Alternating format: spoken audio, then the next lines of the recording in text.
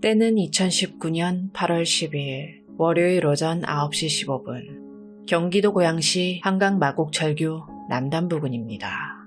늘 그렇듯 한강 순찰대가 수면 위를 살피면서 정기 순찰을 하고 있었어요. 그때 강물을 따라 떠내려오는 낯선 물체가 순찰대의 시야에 들어왔습니다. 처음에는 그저 단순한 부유물이라고 생각했을지도 모릅니다.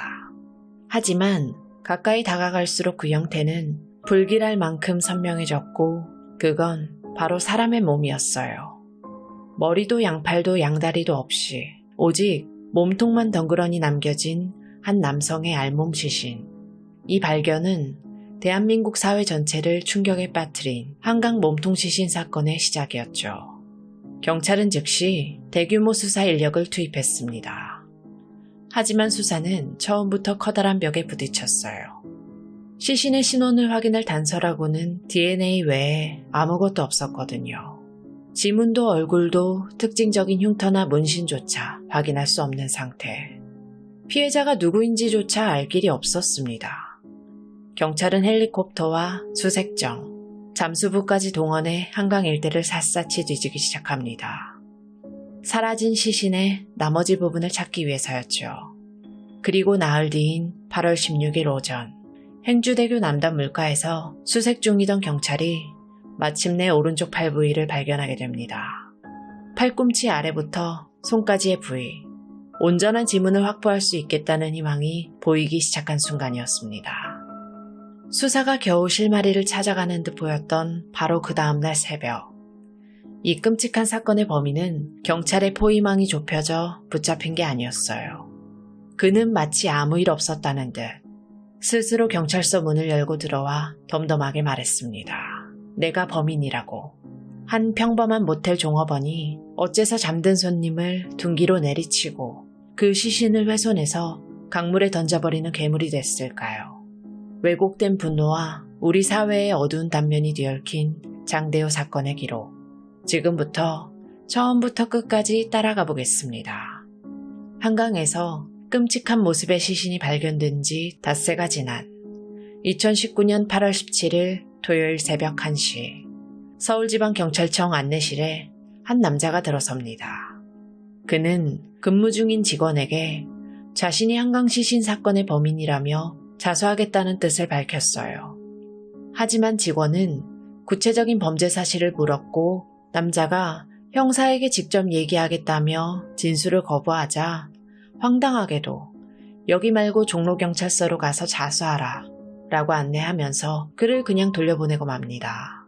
만약 그가 마음을 바꿔서 도망이라도 쳤다면 사건은 그대로 미궁에 빠질 뻔한 아찔한 순간이었죠. 다행히 남자는 포기하지 않고 안내받은 대로 인근 종로경찰서로 향했습니다. 그리고 다시 한번 민원실 창구에 똑부러지고 차분한 목소리로 말했어요. 제가 사람을 죽이고 시신을 한강에 버렸습니다. 그의 너무나 태연한 태도에 경찰관들은 처음엔 장난전화 같은 허위 신고일 거라고 생각을 했지만 그의 진술은 놀라울 정도로 구체적이었어요. 남자의 이름은 장대호, 나이는 38세, 직업은 서울 구로구의 한 모텔 종업원. 피해자의 마지막 행적이 확인된 바로 그 모텔. 경찰이 이미 용의선상에 올려두고 탐문 수사를 벌이던 바로 그 인물이었죠. 그의 자수로 흩어져 있던 모든 퍼즐 조각들이 마침내 하나의 끔찍한 그림으로 맞춰지기 시작했습니다. 시간을 거슬러 사건 당일인 8월 8일 목요일 오전 6시경 장대호가 일하던 서울 구로구의 모텔 현관문이 열리고 술에 취한 듯 비틀거리는 한 남성이 들어섭니다. 장대호는 평소처럼 어서오세요 라고 인사했지만 돌아온 건 야 얼마야 라는 반말이었어요. 숙박비가 4만 원이라고 안내하자 남성은 나 돈 없는데 3만 원에 하지 라며 값을 깎으려고 했습니다. 장대호가 옆에 있는 다른 모텔로 가시라고 정중히 거절하면서 남성을 문 밖으로 안내했지만 상황은 그때부터 악화되기 시작합니다.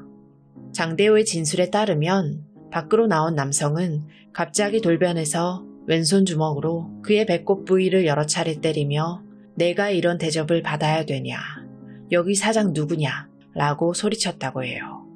심지어 얼굴을 때리려는 신용을 하고 담배를 피우면서 그 연기를 장대호의 얼굴에 내뿜기까지 했다는 겁니다. 그러고는 내가 기분이 나빠서 여기서 무조건 자야겠다 라면서 막무가내로 다시 모텔로 들어가려고 했어요. 결국 실랑이 끝에 장대호는 방을 내주기로 하고 카운터로 돌아왔습니다. 하지만 객실 열쇠를 건네자 남성은 네가 안내해줘야지 라며 또다시 반말로 명령했어요. 장대호는 법정에서 바로 이 순간 살해를 결심했다고 말했습니다. 자신보다 어려 보이는 사람에게 무시당했다는 모멸감, 폭행을 당했다는 분노, 그리고 결국 4만 원의 숙박비조차 받지 못했다는 사실이 뒤엉켜서 그의 안에서 들끓었던 겁니다. 그는 피해자를 객실로 안내한 뒤 숙박비를 내일 아침에 받기로 하고 1층 카운터로 내려왔어요. 너무 화가 나서 배가 아플 지경이었다고 해요. 그는 자신이 거주하던 모텔방으로 들어가 40분 넘게 분을 삭히려고 했지만 분노는 가라앉지 않았습니다. 잠시 후 피해자의 방문이 안에서 잠기는 소리가 들리자 그는 최종적으로 마음을 굳힙니다. 저 사람이 잠들면 죽여버리겠다.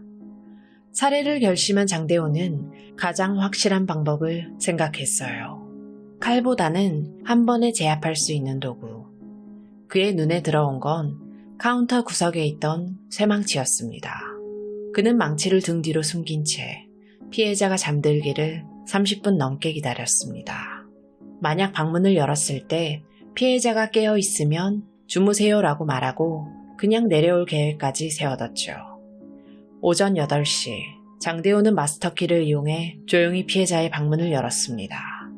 침대 위에는 피해자가 옷을 모두 벗은 채 엎드려 잠들어 있었어요. 자신에게 온갖 무례를 범하고도 너무나 편하게 잠든 모습. 그 모습에 장대호는 마지막 남은 이성의 끈을 놔버렸습니다. 그는 왼손에 든 쇠망치를 들어 잠든 피해자의 뒤통수를 힘껏 내리쳤어요. 아무런 움직임이 없자 더욱 용기를 내서 두 손으로 망치를 고쳐 잡고 같은 부위를 3차례 이상 연속으로 가격했습니다. 두개골이 부서지고 뇌수가 흘러나올 정도의 치명적인 공격. 피해자는 그 자리에서 즉사했습니다. 범행 후 장대호는 피해자의 시신을 객실 욕실로 옮겼어요. 그리고 문을 잠그고는 마치 그 객실에 계속 손님이 투숙 중인 것처럼 위장했습니다. 살인을 저지른 당일 밤, 그는 두려움에 모텔을 벗어나 밤거리를 배회하기도 했어요. 하지만 다음날 돌아와도 아무 일도 일어나지 않자 그는 시신을 처리하기로 합니다. 처음에는 렌터카의 시신을 통째로 실어버릴까 생각도 했지만 혼자서는 시신을 옮기는 게 불가능하다고 판단했어요. 그래서 내린 결론이 바로 시신을 절단해서 유기하는 것이었습니다. 8월 10일, 그는 인터넷 쇼핑몰에서 대용량 백팩을 주문하고 모텔 지하에 있던 부엌칼과 톱니빵칼을 챙겼습니다. 하지만 부엌칼로는 뼈를 절단할 수 없다는 걸 깨닫고 자신의 다른 원룸으로 가 절단기를 가져왔죠. 그리고 8월 12일 새벽, 그는 방독면을 쓴 채 객실 욕실에서 본격적으로 시신을 훼손하기 시작합니다. 그는 약 2시간에 걸쳐 시신을 머리, 몸통, 양팔, 양다리로 절단한 뒤 검은 비닐봉지에 각각 나눠 담았습니다. 그리고 그날 새벽부터 다음 날까지 전기자전거를 타고 여러 차례에 걸쳐 한강으로 가서 차례차례 시신이 담긴 봉지를 강물 속으로 던져버렸어요. 장대호가 주장하는 범행 동기는 명확해 보였습니다. 만취한 손님의 무례한 언행과 폭행, 그리고 숙박비를 받지 못한 모멸감. 하지만 이 모든 이야기는 오직 한 사람, 살인범 장대호의 입에서만 나온 것이었어요. 그가 주장하는 피해자의 진상행위를 증명할 객관적인 증거는 어디에도 존재하지 않았습니다. 사건의 전말을 유일하게 기록했을 모텔 복도의 CCTV 영상. 장대호는 경찰이 찾아오기 전 저장 장치를 여러 차례 포맷하는 방식으로 그날의 모든 기록을 완벽하게 삭제했습니다.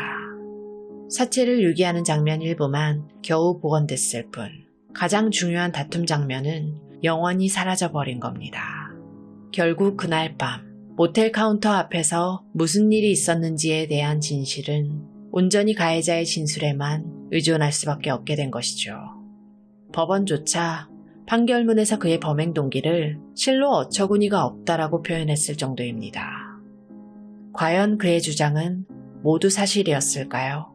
아니면 죽은 자는 말이 없다는 비겁한 진실 뒤에 숨어 자신의 끔찍한 범죄를 정당화하기 위한 거짓말을 만들어낸 걸까요?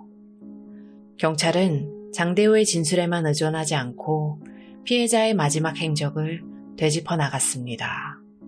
그리고 그의 주장과는 결이 다른 증언들을 확보하기 시작했어요. 먼저 그날 밤 피해자를 모텔까지 태워준 택시기사는 이렇게 진술했습니다. 손님이 만취한 상태였던 건 맞지만 반말을 하거나 무례한 행동은 하지 않았어요. 오히려 택시비 잔돈까지 꼬박꼬박 챙겨 받아갔습니다. 장대호가 묘사한 막무가내 진상 손님의 모습과는 거리가 있어 보이죠. 더욱 가슴 아픈 증언은 피해자의 아내에게서 나왔습니다. 피해자는 모텔에 도착한 직후 아내와 마지막 통화를 했는데요. 아내의 말에 따르면 남편은 종업원과 다툼을 벌였다는 말 대신 이해할 수 없는 상황을 전했다고 해요. 여기 모텔에 왔는데 돈을 줘도 안 받네. 이 말이 그가 가족에게 남긴 마지막 목소리였습니다. 그렇다면 피해자는 어떤 사람이었을까요? 그는 대한민국 국적으로 귀화한 32살의 남성이었습니다. 그에게는 사랑하는 아내와 당시 5살이던 어린 아들이 있었어요. 그리고 아내의 뱃속에는 둘째 아이가 자라고 있었습니다. 하지만 남편의 처참한 죽음 소식을 접한 아내는 엄청난 정신적 충격을 이기지 못하고 결국 아이를 유산하는 비극을 겪어야만 했습니다. 한 사람의 잔혹한 범죄가 한 가정을 뿌리째 흔들고 세상에 태어나지도 못한 생명까지 앗아간 겁니다. 한 달이 넘도록 남편의 시신이 모두 수습되기를 기다렸지만 끝내 모든 조각을 찾지 못한 유족은 결국 포기하고 장례를 치러야만 했습니다. 범행의 잔혹성과 그로 인한 피해가 이토록 명확한데도 가해자 장대호에게서는 단 한 톨의 반성이나 죄책감도 찾아볼 수 없었습니다. 2019년 8월 20일 경찰은 범행의 잔인성과 중대성을 고려해서 그의 신상을 공개하기로 결정했죠. 언론의 스포트라이트를 받으며 경찰서를 나서는 장대호에게 한 기자가 물었습니다. 피해자에게 할 말 없으십니까? 보통의 흉악범이라면 고개를 숙이거나 최소한 침묵을 지켰을 그 순간 장대호는 마스크를 벗은 맨 얼굴로 카메라를 똑바로 응시하면서 가장 섬뜩한 말을 내뱉었습니다. 다음 생에 또 그러면 너 나한테 또 죽어. 그의 악행은 여기서 그치지 않았어요. 그는 연일 자신의 범죄를 정당화하는 발언을 쏟아냈습니다. 흉악범이 양아치를 죽인 사건이다. 아무리 생각해도 상대방이 죽을 짓을 했기 때문에 반성하지 않는다. 유족에게 전혀 미안하지 않다. 심지어 그는 고려시대 정중부의 일화를 언급하면서 사소하게 수염 태운 일이 무신정변이라는 큰 사건으로 번졌듯 자신 또한 죽일 만큼의 원한을 품을 만했다고 강변했습니다. 그의 이런 태도는 단순한 허세가 아니었어요. 그는 범행 직후부터 매우 치밀하고 냉혹하게 증거를 인멸했습니다. CCTV 영상을 삭제한 건 물론 객실벽에 튄 핏자국을 가리기 위해 별 모양 스티커를 사서 일일이 붙였죠. 피로 얼룩진 매트리스는 뒤집어 놨고 침대 시트는 교체했어요. 피해자의 신분증과 휴대전화는 망치로 부수고 잘게 잘라 여러 쓰레기장에 나눠버렸고 입고 있던 옷은 헌옷 수거함에 버렸습니다. 이건 우발적인 분노로 인한 살인이 아니라 자신의 범죄를 완벽하게 숨기려고 한 냉혈한의 모습. 바로 괴물의 민낯 그 자체였습니다. 2019년 10월 8일 장대호에 대한 첫 재판이 열렸습니다. 법정에선 그는 자신의 모든 혐의를 인정하면서도 여전히 피해자가 먼저 시비를 걸었다는 주장을 굽히지 않았어요. 검찰은 범행의 극악무도함과 피고인의 반성 없는 태도를 지적하면서 법정 최고형인 사형을 구형했습니다. 그리고 한 달 뒤인 11월 5일 1심 법원의 선고가 내려졌어요. 주문, 피고인 장대호를 무기징역에 처한다. 법원은 판결문에서 장대호의 죄를 조목조목 꾸짖었습니다. 피고인은 피해자를 모텔 손님으로 처음 만나 대면한 시간도 20여 분에 불과해 피해자가 어떤 사람인지 제대로 알지도 못한 채 살해함으로써 살인을 가벼운 분풀이 수단으로 삼았다. 또한 엎드려 자는 피해자의 머리를 무거운 쇠망치로 수에 가격해서 뇌수가 흘러내리게 할 정도로 끔찍하고 잔인했다며 범행의 잔혹성을 지적했죠. 특히 재판부는 장대호 측이 주장한 자수 감경에 대해 이렇게 말했습니다. 자수를 했다고 해서 반드시 감경을 해줘야 하는 것은 아니다. 피고인의 태도를 보면 감경해줄 만한 자수라고 평가되지 않는다. 반성과 뉘우침이 없는 자수는 형량을 깎아주기 위한 거래수단이 될 수 없다는 사법부의 단호한 의지였던 겁니다. 그리고 1심 판결문에는 대한민국 사법 역사상 매우 이례적인 문장이 담겼습니다. 재판부 구성원 모두는 피고인에 대한 양형이 가석방이 결코 허용될 수 없는 무기징역형임을 분명하게 밝혀두는 바이다.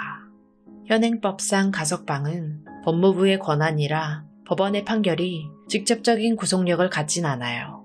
하지만 재판부는 법적인 효력을 넘어서 피고인을 사회로부터 영원히 격리해야 한다는 강력한 의견을 역사적 기록으로 남긴 것이죠. 선고가 끝나고 법정을 나서던 장대호는 그 순간에도 카메라를 향해 비웃듯 손을 흔드는 모습을 보였습니다. 이후 사건은 2심으로 넘어갔어요. 피고인은 형이 무겁다며, 검사는 1심의 형이 너무 가볍다며 사형을 구형하면서 쌍방이 항소했습니다. 2심 재판부는 피고인의 성장 과정과 심리 상태까지 면밀하게 분석했지만 결론은 같았어요. 2020년 4월 항소심 재판부 역시 무기징역을 선고했습니다. 사건은 대법원으로 향했고 2020년 7월 29일 대법원은 피고인과 검사의 상고를 모두 기각하며 무기징역형을 최종 확정했습니다. 이로써 법의 심판은 모두 끝이 났습니다. 하지만 법의 판단과는 별개로 우리 사회에서는 이 사건을 둘러싼 기이하고 위험한 현상이 나타나기 시작했어요. 일부 인터넷 커뮤니티를 중심으로 가해자 장대호를 옹호하고 심지어 영웅시하는 여론이 형성된 겁니다. 그의 범죄는 정의구현으로 그는 진상손님을 참교육한 의인으로 포장됐죠. 이런 여론이 나타난 배경에는 몇 가지 복합적인 이유가 있었습니다. 첫째는 사적 제재에 대한 위험한 공감대였어요. 서비스를 제공하는 입장에서 무례한 손님, 소위 진상에게 갑질을 당해본 경험이 있는 사람들이 장대호의 일방적인 주장에 감정적으로 이입하면서 그의 분노를 정당화한 것입니다. 둘째는 우리 사회에 깊게 뿌리내린 혐오 정서였어요. 피해자가 대한민국 국적으로 귀화한 중국 동포, 즉 조선족 출신이라는 사실이 알려지자 특정 집단에 대한 맹목적인 반감이 사건의 본질을 흐리고 가해자를 옹호하는 논리로 작동했죠. 그리고 마지막으로 그의 반성 없는 태도에 대한 왜곡된 호응이 있었습니다. 형량을 조금이라도 줄여보려고 거짓 눈물을 흘리고 반성문을 제출하는 다른 범죄자들과 달리 끝까지 자신의 소신을 굽히지 않는 그의 모습이 차라리 솔직하고 소신 있다는 해괴한 평가를 받은 겁니다. 하지만 이러한 옹호 여론은 매우 위험한 착각 위에 서 있는 모래성과 같아요. 그들이 믿는 진상손님이라는 대전제는 가해자 장대호의 입에서 나온 아무런 증거 없는 일방적인 주장에 불과하니까요.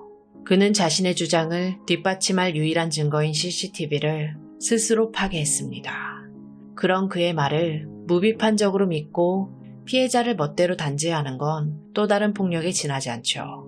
또한 우리는 범죄자가 자신의 범행을 정당화하고 대중의 동정을 얻기 위해 만들어낸 서사를 경계해야 합니다. 어쩌면 장대호는 자신이 사회의 어떤 지점을 건드리면 지지를 받을 수 있는지 정확히 알고 있었을지도 모릅니다. 장대호는 이제 사회로부터 영원히 격리됐습니다. 우리 모두는 일상에서 크고 작은 분노와 모멸감을 느낍니다. 하지만 우리는 그 감정을 어떻게 다스려야 할까요? 타인에 대한 존중과 법의 테두리가 무너진 분노는 어디까지 폭주할 수 있을까요? 법과 제도가 나의 억울함을 풀어주지 못할 것이라는 불신이 만연할 때, 그 정의가 사라진 빈자리를 채우는 건 결국 사적 제재의 달콤한 유혹은 아닐까요? 그를 괴물로 만들고 또 그의 행동에 박수를 보냈던 우리 사회의 뒤틀린 분노와 혐오는 과연 어디로 갔을까요? 그것은 사라지지 않고 여전히 우리 곁에 남아 또 다른 비극의 씨앗이 되고 있는 건 아닌지 모르겠습니다. 이유 없는 증오와 잔혹한 범죄로 안타깝게 희생당한 피해자분의 명복을 빌겠습니다. 지금까지 고요한 밤이었습니다.